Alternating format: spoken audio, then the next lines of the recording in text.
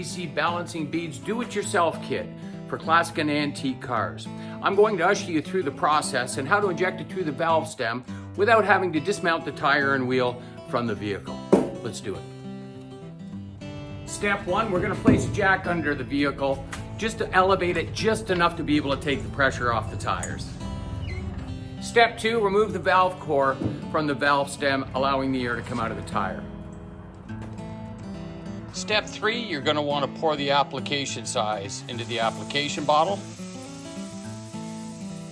Simply screw on the top, add your hose to the top. Now we're ready to install the balancing beads into the tire. What we're going to do is we're going to attach the tube to the valve stem.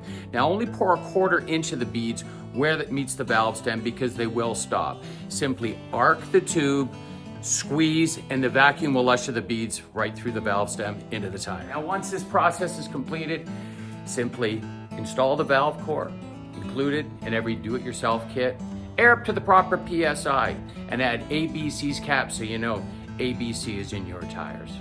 Thanks for allowing us to share from ABC Balancing Beads. Have a good day. ABC, easy.